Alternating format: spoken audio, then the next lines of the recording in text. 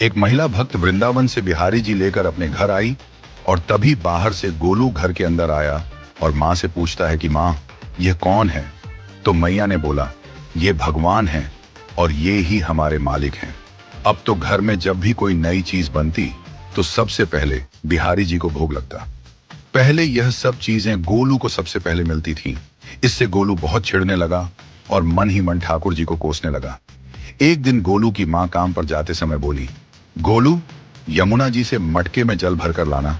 जब गोलू पानी भरने के लिए जाने लगा तो जाते जाते बिहारी जी को कहने लगा, खाने के लिए तो सबसे पहले तैयार रहते हो, लेकिन काम तो मुझे ही करना पड़ता है।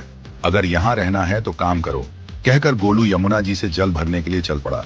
गोलू जब यमुना जी में जल भरने लगा तो उसने देखा कि यमुना जी के अंदर बिहारी जी विराजमान हैं और कह रहे हैं, ला गोलू, घड़ा हम भर देते हैं। गोलू उनको देखकर हैरान हो गया और बोला, नहीं नहीं, मैं अपने आप भर लूंगा। लेकिन ठाकुर जी ने उसके हाथ से घड़ा ले लिया और भर कर घर ले आए। गोलू घर आकर डर रहा था कि अगर माँ को पता लगा कि मैंने ठाकुर जी से काम करवाया है तो आज मेरी पक्की पिटाई होगी। माँ ने घर आकर बिहारी जी को गीले कपड़ों में देखा तो एकदम से हैरान हो गई और कहने लगी कि गोलू, ये जरूर तेरी शरारत है, जरूर तूने ही इन पर जल डाला है। गोलू ने अपनी माँ को समझाने का बहुत प्रयास किया, लेकिन माँ ने उसको डांट कर चुप करा दिया और ठाकुर जी के भीगे हुए वस्त्रों को बदलने लगी। अगले दिन जब माँ ने गोलू को अनाज पिसवाने का काम दिया तो बिहारी जी फिर अनाज का कनस्तर ले आए और माँ को ठाकुर जी के वस्त्रों के ऊपर सूखा आटा पड़ा मिला। तो माँ ने फिर गोलू को डांटा कि तुझे पता नहीं कि ये हमारे भगवान हैं और तू भगवान के साथ शरारत करता है। आज तूने फिर इनके ऊपर आटा फेंका है। तो गोलू शपथ लेकर कहने लगा, नहीं माँ, मैंने कोई शरारत नहीं करी है। ये तो मेरे हाथ से गेहूं का कनस्तर लेकर खुद पिसवा कर आए हैं। गोलू की माँ आज बहुत गुस्सा हुई। अगले दिन फिर माँ बोली, बेटा गोलू, आज तुम्हारे बाबा बाहर गांव से वापस लौट आएंगे। बस आज का ही काम है, तुम जंगल से थोड़ी लकड़ियां ले आना। गोलू फिर डर गया, कहीं ठाकुर जी फिर मेरे पीछे ना आ जाएं।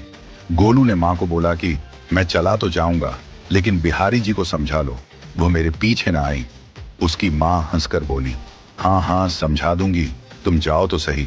गोलू जल्दी जल्दी लकड़ियां लेने जंगल में चला गया और माँ काम पर चली गई। लेकिन उस दिन माँ काम से जल्दी वापस आ गई और देखा बिहारी जी अपनी चौकी पर विराजमान नहीं है।